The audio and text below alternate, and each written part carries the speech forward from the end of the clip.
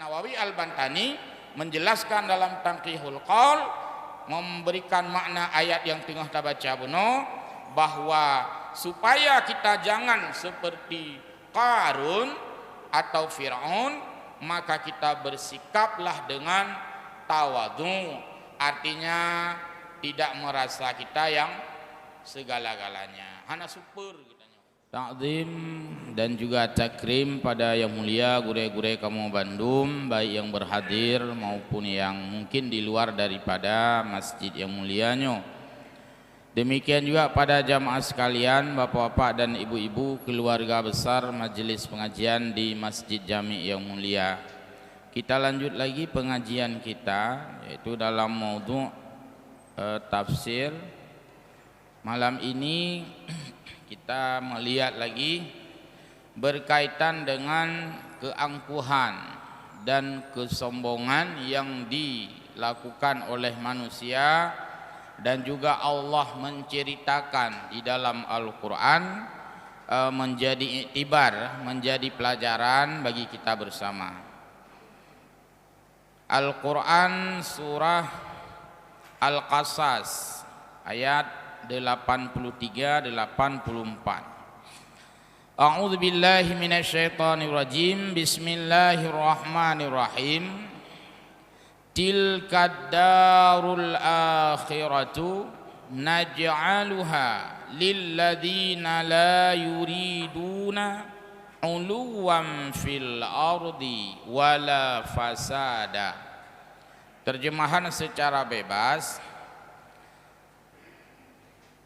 negeri akhirat itu kami jadikan, kata Allah, untuk orang-orang yang tidak menginginkan uluwan fil ardi, yaitu keagungan di muka bumi atau kesombongan di muka bumi, wala fasada, dan juga kami sediakan bukan kepada orang-orang yang berbuat kerusakan. Wal aqibatu lil muttaqin, dan akibat itu artinya akibat yang baik itu untuk orang-orang yang bertakwa. Ayat ini kalau kita atret ke belakang bicara tentang kisah Qarun, tapi malamnya hendak terjelaskan oleh Qarun karena itu tanah bahas masalah keangkuhan, lanjutan dari yang kau lihat. Oleh Allah Subhanahu wa taala menjelaskan bahwa tilka darul akhirah, negeri akhirat itu maksudnya adalah al-jannah, surga. Surga itu Allah sediakan bagi orang-orang yang tidak menginginkan keangkuhannya di dunia ini. Di dalam tafsir dijelaskan, fa inna Fir'aun wa Qarun takaburan, karena Fir'aun dan Qarun itu pada Nabiullah Musa itu berperilaku takabur dan wahtaran, angkuh, sombong, udah pegah mungkin masalahnya ya, dengan berbagai sifat-sifat yang negatif. Ini dipraktekkan oleh Qarun dan juga oleh Fir'aun. Mungkin sepintas kisah Qarun, bahwa Qarun itu yang istilah katanya harta Qarun itu adalah sosok yang ada pada masa Nabiullah Musa. Pada Nabiullah Musa ada sosok Qarun, tapi Qarun bukan nabi. Di awal-awal Qarun ini sangat terpuji. Qarun orang yang sangat baik di awalnya. Bahkan kelebihan Qarun mampu menghafal kitab sucinya, yaitu Taurat. Lagi kita nyoinokan Al-Quran. Nah, jadi Qarun ini orang yang memang sangat baik dan sangat patuh, sopan, santun. Itu sebelum dia dihinggapi penyakit sombong. Kan manusianya dalam perjalanan labil. Kadang-kadang di awal-awal dia sebagai orang baik, belakangan jadi orang jahat. Di awal-awal jadi orang yang taat, belakangan jadi orang ahli maksiat. Maka Qarun adalah orang yang di awalnya baik, bersikap terpuji, belakangan menjadi sosok yang angkuh. Karena keangkuhan Qarun, itu diberikan harta yang banyak oleh Allah.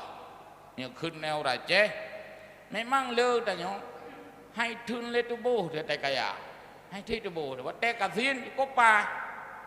Ketika miskin masih bagus sekali, bungan bagus, pegahaba bagus, sikap bagus, sup baje bagus, udang motor bagus, parkir Honda mentang bagus. Ketika kita masih sederhana. Wateka kaya kahidun letubo, inilah Qarun, sama seperti Sa'labah. Nya wateka kaya udang motor ke lewat tempat parkir, mak simpang kaliang aju kun lam sabar. Yang kak kaya penyakit sombong. Nah, inilah Qarun. Jadi ketika Qarun sudah sangat banyak memiliki harta sehingga dia dah kun harta Qarun, maka Qarun menjadi satu-satunya sosok pada masa Nabiullah Musa itu yang tidak ada tandingan kekayaannya. Setiap hari mengumpulkan harta kekayaan sehingga menjadi orang kaya yang tidak tertandingi. Hanya lawan Qarun. Karena banyak sekali harta Qarun dan Qarun terus subur dengan keangkuhan dan kesombongan, maka Qarun hayut orang-orang ketika itu ada dua yang menilai Qarun. Sebutnya oleh masyarakat, orang yang sudah sangat sombong. Ada dua yang menyikapi. Satu kelompok orang-orang yang simpatik dengan Qarun, bahkan orang-orang itu berencana, bercita-cita maunya jadi Qarun. Yang wate Qarun banyaknya harta, dumna le harta Qarun. Nanti disebutkan dalam Al-Qur'an. Saya enggak baca lagi. Dalam Al-Qur'an disebutkan oleh Allah Subhanahu wa taala, kekayaan Qarun itu dengan uang, dengan emas, dengan perhiasan, dan dengan harta gudang-gudang. Kunci gudang Qarun, kunci gudangmu tidak sanggup dibawa oleh orang-orang yang kuat. Kan urang mah, tekadina urang paling tega lang kawan, bosoh wiraya sampai wiraya, tidak sanggup membawa kunci gudang emas milik Qarun. Kenapa? Karena dia dah kunci tahai lebut. Kita ni kontinu dah tejik lengkeh tu. Menyapi kunci gudang gapuh dalam kamu. Qarun emas itu luar biasa. Jadi kunci sehingga orang-orang yang kuat tidak sanggup membawa kunci Qarun. Nyandum le kunci. Dikirayu. Bahkan ada yang menulis di dalam tafsir-tafsir 40 orang yang kuat, yang tegap-tegap badan, dan 40 bare, gerbak kunci, hampir nggak sanggup 40 orang. Yang dibayangkan, ada kisaran 400.000 anak kunci gudang. Begitulah banyaknya kekayaan Qarun. Jadi orang sebahagian ada yang simpatik dengan Qarun pada saat itu. Ini pasan Nabiullah Musa. Sebahagian ikut umah dia juga tanya belagi Qarun, hai Qarun umah kiban no alung-lung hai belagi ron bek ron mentang lupi tahwa belagi ron menang kira-kira.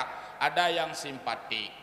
Orang-orang yang berilmu pada saat itu mengatakan, hai Qarun nyan bek dek, nyan bek mabuk, nyan bek bubang, nyan bek ngop, nyan bek hangup, ingat Allah Qarun kasep jan. Kaulahnya pokok bikelom. Jadi sebahagian menasehati Qarun. Terhadap orang-orang yang menasehati Qarun, maka Qarun menjawab. Dalam ayat juga disebutkan, apa kata Qarun? Baik le tak haba bu, kalau harta go kalau tak haba. Ini adalah karena kepandaianku mendapatkan harta sebanyak ini. Suburlah keangkuhan dan keegoan yang ada pada sosok Qarun. Orang-orang menasihati Karun, Karun baik dek, kadzibnya dan sebagainya. Baiklah loli, baik hana betul bertimang Allah, hana betul bertimang ibadat, hana betul bertimang agama. Karun dengan angkuh mengatakan, kekayaanku adalah lantaran kepandaianku, bukan ada pihak-pihak yang mengiba kepadaku. Seolah Karun mengatakan, ha, nyo kana tapri, nyo ata kepandaian lun. Itulah ciri-ciri orang yang angkuh yang diperagakan oleh Karun, dan Allah menceritakan kisah ini di dalam surah Al-Qasas. Surah Al-Qasas artinya surah tentang kisah-kisah, penuh dengan history, penuh dengan story, ada cerita dan ada sejarah. Jadi salah satu yang disebutkan dalam Al-Quran oleh Allah adalah Al-Quran terkandung yang namanya sejarah dan cerita, sehingga nah surat cerita Al-Qasas, jamak dari kisah, yaitu qasas. Dan oleh ulama lain itu menulis satu kitab lagi, contoh Ibnu Katsir tulis kitab khusus Qasasul Anbiya, tentang kisah-kisah para nabi. Manakala dicerita kisah Nabi Musa, yang menyatakan kitab Ibnu Katsir Qasasul Anbiya, kisah Nabi Musa, duh laju ceritanya, cerita tentang Karun. Ya. Jadi keangkuhan Karun itu digambarkan oleh Allah di dalam Al-Quran untuk menjadi iktibar. Maka kata Allah, surga itu bukan untuk model seperti Karun. Karena Karun dia itu menginginkan uluwan fil ardi, uluwan fil ardi, ketinggian di atas bumi, maksudnya keangkuhan, ingin menjadi orang yang tidak tertandingi dalam keangkuhan dan kesombongannya, dengan mengumpulkan setiap saat dalam pikirannya adalah harta, harta, harta, harta. Hana pikir lain, patah kuap, patah cok, patah lima, patah lugi, patah ungki. Pokoknya yang penting dia mendapatkan terus harta yang bertambah-tambah. Wa Musa wa Harun ikhtarat tawaddu'i, sedangkan Nabi Musa dan Nabi Harun adalah profil yang sangat tawadhu'. Ya, kebalikan. Musa nabi, Karun rakyat Nabi, memang masyarakat. Di awal baik, belakangan menjadi angkuh. Oleh karena itu, maka berhati-hatilah kita yang di awal-awal menjadi orang baik. Pateta punyum thang kamuri ji oh cu thang wate gasin de jamun thang dekat dengan masjid, nah kira-kira kita kena nah thang kamuri ji oh, berarti ini adalah menjadi tanda-tanda bahaya bagi kita. Hai tulis tubuh. Maka juga satu yang harus kita syukuri, pada saat Allah mentakdirkan kita menjadi orang biasa-biasa saja, menjadi orang miskin yang kita tidak jauh dari agama. Nyan karap bacu tahu kan Sa'labah. Cuma nya Sa'labah tanggung mecu tawak kami.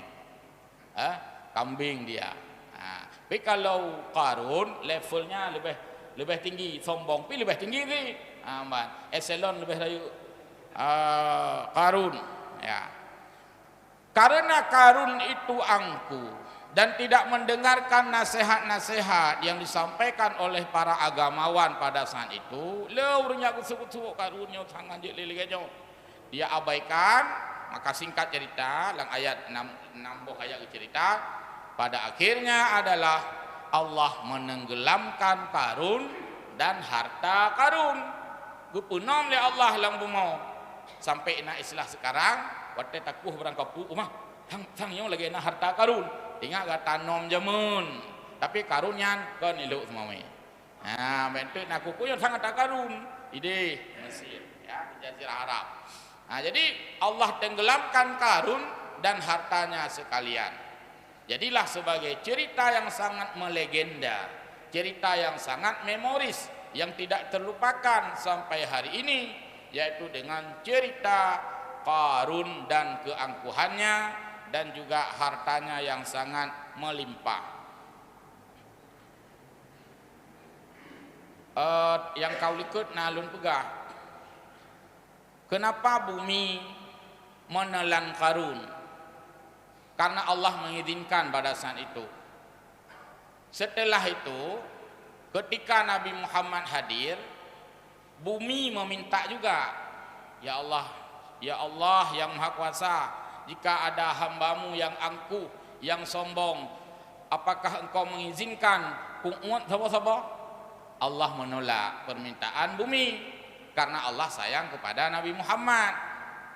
Maka hari ini tidak terjadi orang ditenggelamkan seperti kisah Qarun. Tapi kalau Allah mau, itu terserah Allah.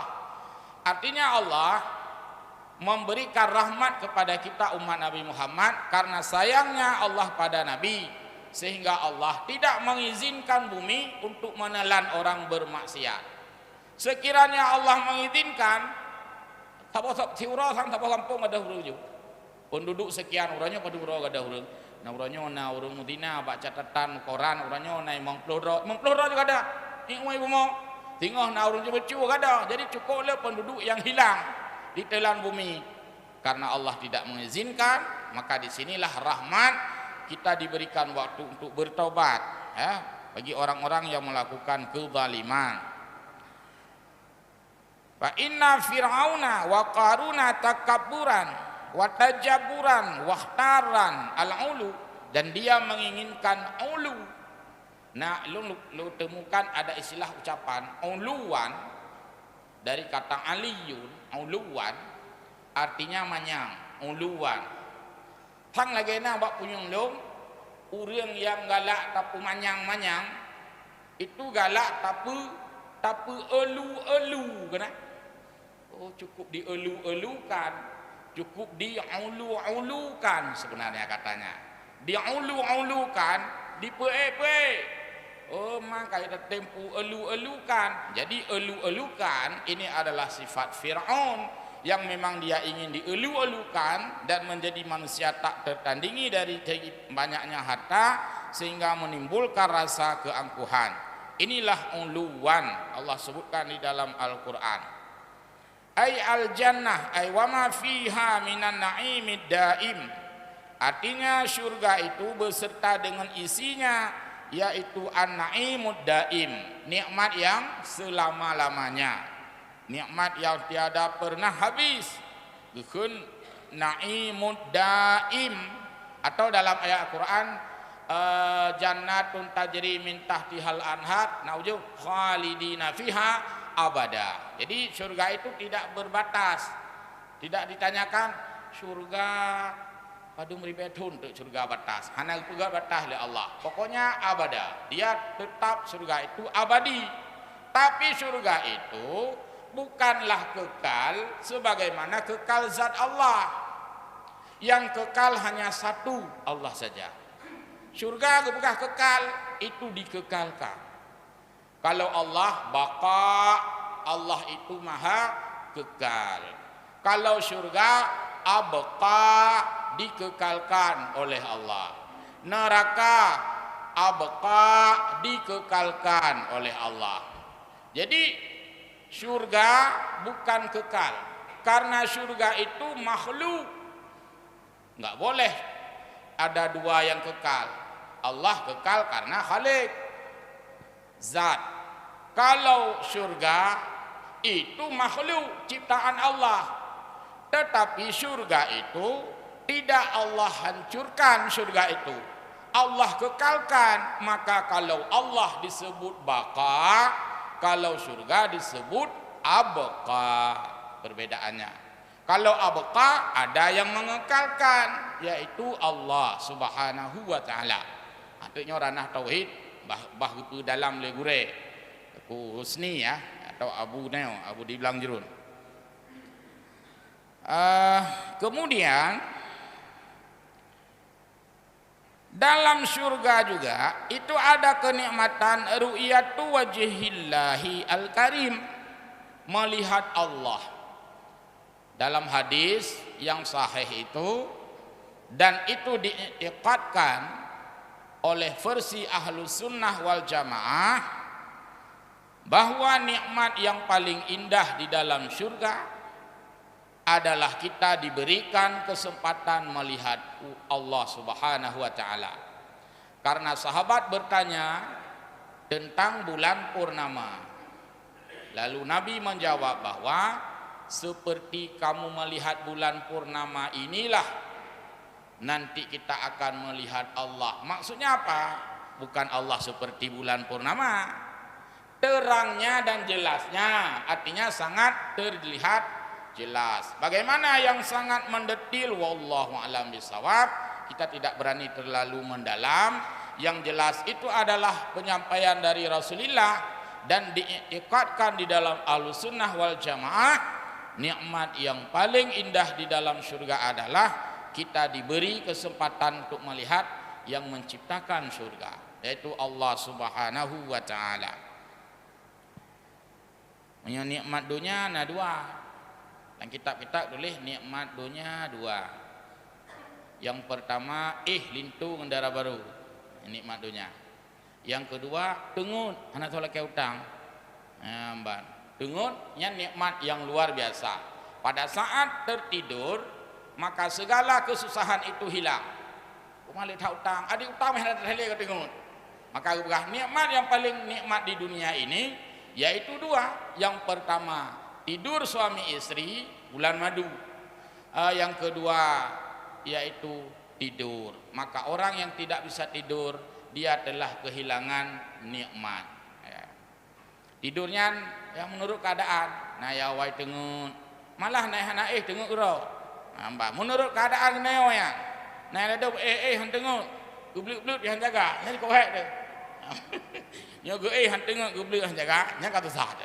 Nah, jadinya menurut ketenangan pikiran. Dan penyakit pun itu ada hubungannya dengan pikiran. Bukan hanya dengan makanan semata. Walaupun juga pada makanan berpotensi banyaknya penyakit. Karena sumber penyakit itu dari konsumsi makanan. Tapi juga kena pengaruh dengan pikiran. Urung pungo kan dengar sakit. Ambang.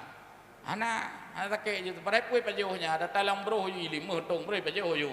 Karena kenapa? Pikirannya tidak susah dia. Urung pungonya pikiran hana susah. Sebab apa kan? Kamu saboh ju hina mana ada Allah. Jadi memang mereka itu tidak ada hubungan dengan penyakit. Karena memang begitulah kondisi yang diciptakan oleh Allah. Seandainya urung pungo lebih sakit, mungkin merepotkan urang hana pungo. Yang bakal titik-titik abak daerah rumah udahnya bakal. Karenanya manusia apa ya pertimang di. Jadi dipegak oleh Allah Taala, urung pungo hana rijang sakit. Dan urung pungonya nak kelebihan. Dia pikir hana kelebihan. Dari segi siksa hana sembahyang, urungnya hana siksa. Hana siksa lantaran dia itu sudah hilang akal sehat. Kekurangannya tidak sempat beribadah.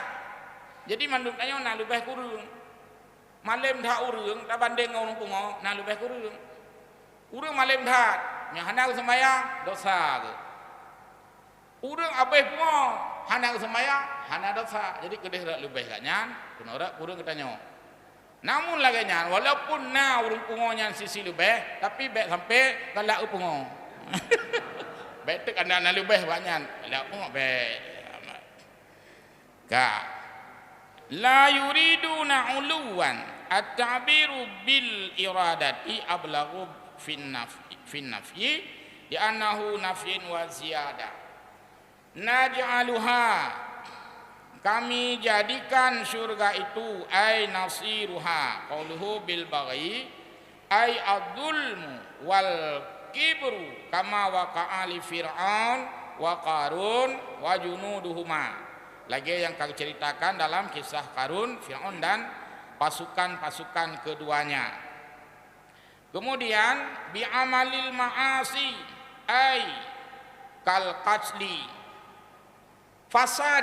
Fasada adalah membuat kerusakan, destruktif, rusak, hancur, buat perilah mendung. Maka dalam Al-Quran disebut orangnya mufsidun, pekerjaannya fasad, yaitu pekerjaan yang rusak, fasid, bahasa Aceh. Buat perilah. itu juga tidak disediakan surga untuk mereka yang membuat kerusakan seperti kal-qatli, membunuh, hana muceh Firaun, hana muceh Qarun, siapapun sampai hari ini. Itu orang yang membuat kerusakan, kal-qatli.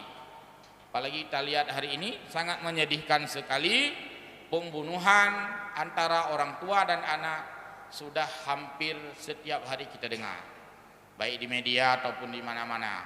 Kalagekon le sesuatu yang aneh ya, hampir mewarnai media-media massa bahwa pembunuhan ayah terhadap anak atau pembunuhan anak terhadap ayah. Masuk ke baru kejadian baru dua orang kau likut. Iko ya yang kompale. Arunda yang ono marah dua. Kebah ada oleh no. Jadi itu juga bahagian daripada resiko ayah tidak mendidik anak, dia menerima resiko itu. Wazina, kerusakan terjadi juga karena banyaknya perzinaan. Apalagi ada lokalisasi yang sengaja dilegalkan tempat zina. Mudah-mudahan di negara Islam, ya di kalangan orang Islam, ini bisa nol sama sekali. Walaupun ini tidak terlepas dari kejahatan, tetapi ini membutuhkan preventif dengan iman yang kuat. Wasirqah, pencurian di mana-mana, kerusakannya, wa ghairi dzalik dan lain-lain sebagainya, aminal umuril lati tukhalifu awamirihi ta'ala, dari bentuk-bentuk yang berlawanan dengan perintah Allah Subhanahu wa taala. Perintah Allah bukan membunuh tetapi menyayangi.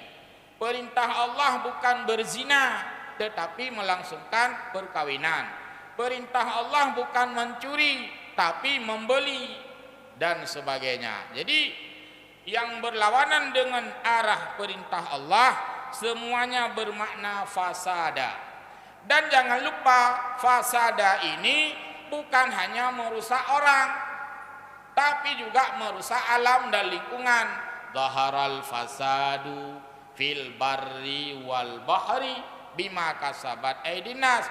Yang fasada telah rusaklah di darat dan di laut dikarenakan ulah tangan manusia yang cukai lauteun nyan fasada.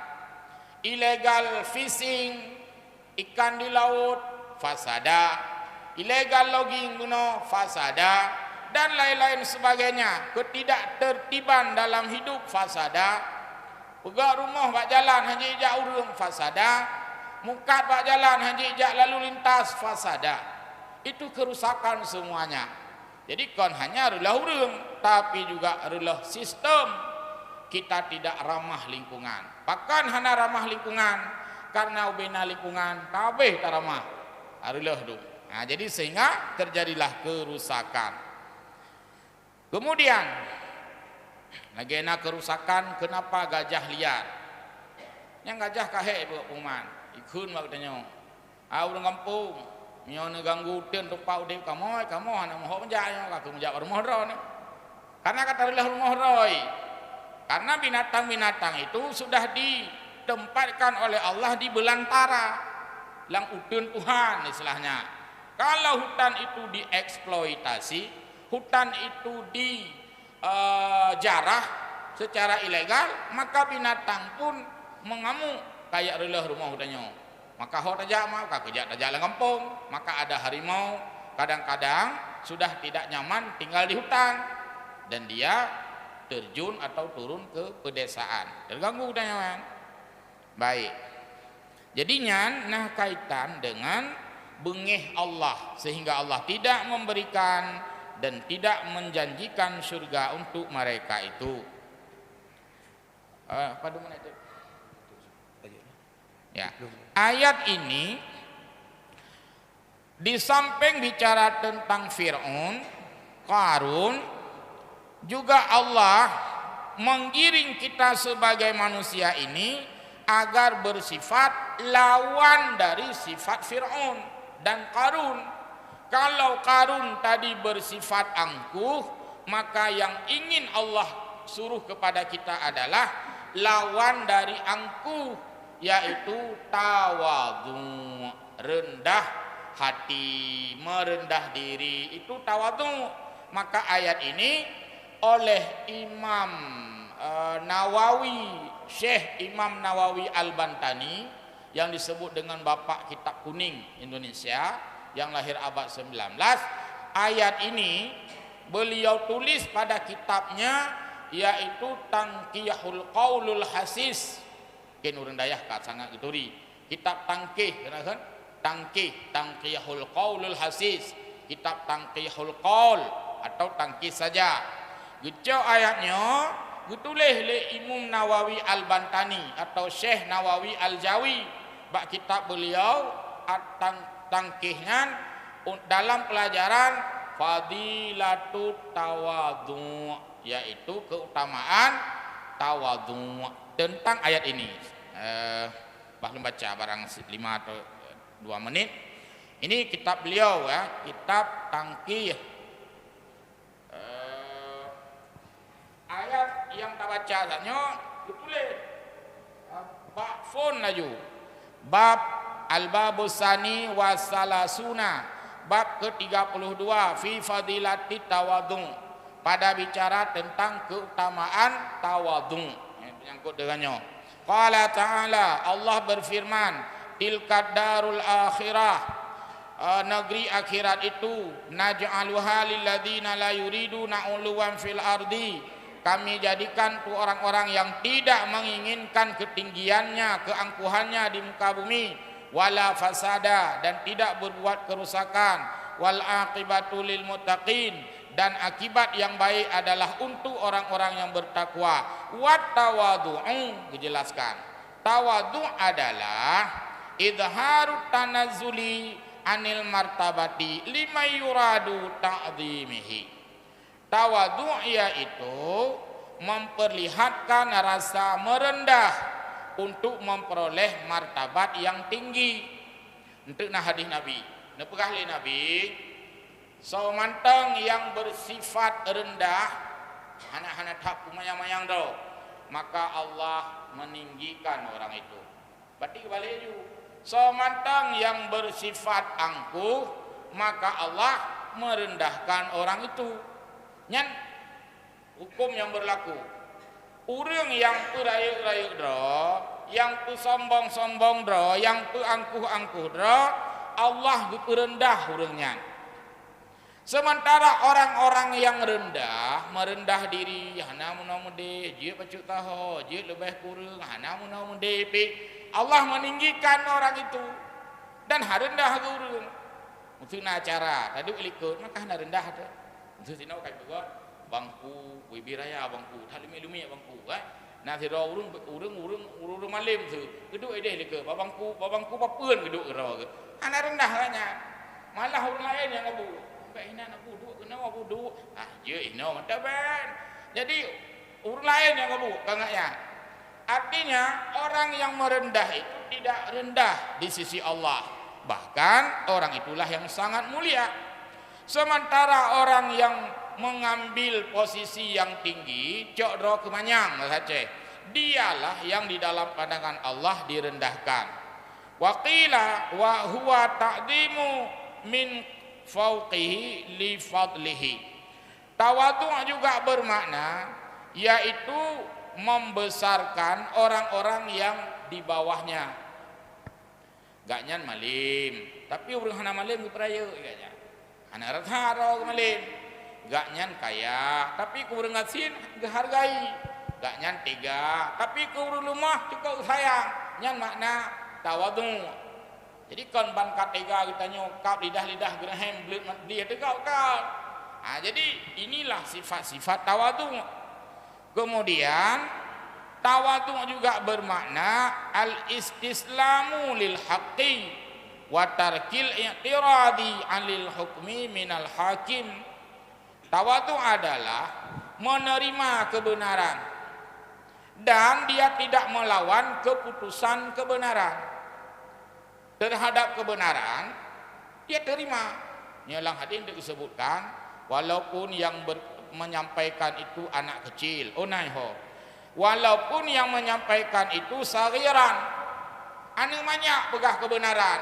Mai tanya karaya kecil, payah dah terima itu kebenaran. Nah lumbi contohnya lekem lumbi contoh yang pernah lumbi gitu. Kebenaran kana pegah. On lekem ke urang muka mi ya. Nah urang ke muka mi ka 25 tahun. Ke pegak mi katnya. Kebetulan mak orangnya maten ikut le muka. Oh ma lekem ada kusang maten tak mi ro ne. Ai 25 tahun ka muka na so pegah maten. Kan han bateh cin baju ro ne. Pai baju pi maten. Payah terima. Oh mau lekem kebetulan orangnya maten. Pakan hamfong ka yuk masai na uman dah kemah nyu sangkat wa ga bosira nya dengan lumen HP kan ye tak pegah menan ke puai hai buat teh man dong aku muka na so pegah maten ku kena pegah maten milu yang menang kira-kira nyan sombok tapi urun tawadu ku terima uman dah kemah sang lu bosira alih karu katnya ho menan lah ya, sagiran walau yang bilang itu anak kecil memang betul payah dengar au kabiran atau yang begahnya urun tuha bete pegah hairan ka tuha pun depunya jamu canggih bete hadi urun tuha au syarifan atau yang bilang itu adalah orang mulia kita terima juga au daifan atau yang pegahnya adalah hambalaeh mengkreh-kreh ada dengar kalau memang itu adalah kebenaran au hurran yang katakan itu orang merdeka au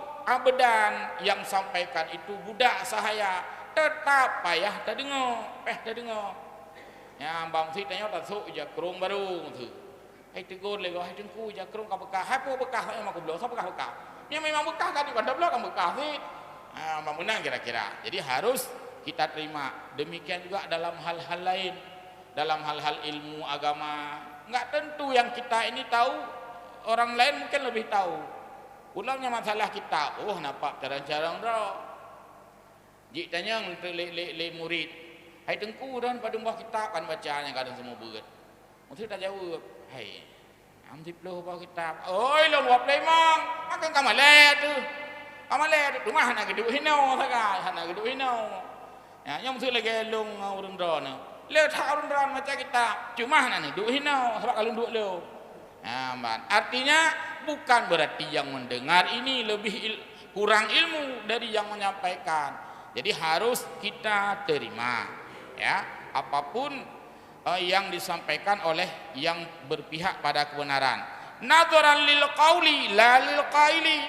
Urang tawadu dia memperhatikan apa yang dia bicarakan, bukan mempersoalkan siapa yang bicara.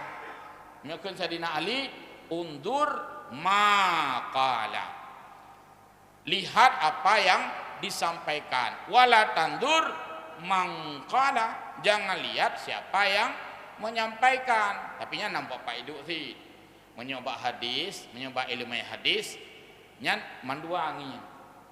Maqala pih nging, mangqala pih payah nging. Nya menyoba hadis karena hadis han sahih menyangkut pegah le urang hana sahih nya ilmu hadis tapi menyokon dalam halnya tanya hana tak penting takalon siapa yang berbicara tapi yang penting takalon apa yang dibicarakan yang kejik ladum na urang tai pegah apa bele tengku nya kan pegah lum tanya baca dron soal hana perlen duri lo yang lum pegah dan dengar hana perlen duri lo tengok duri kerona nya nak laduknya me kau ke lagi nya hanja ngarame baik bantah untuk urang ngan silap kreh aku pedang tangan sengaja si kejak tangannya tu baja-baja murah tu sengaja tu yang baik dak tanya gaknya sengaja aku kondisikan lagi nya bahkan gukun don hana plan yang tolong yang perlen nu pikir boleh nu perah betul atau salah nah ini tawadhu jadi oleh An-Nawawi Al-Bantani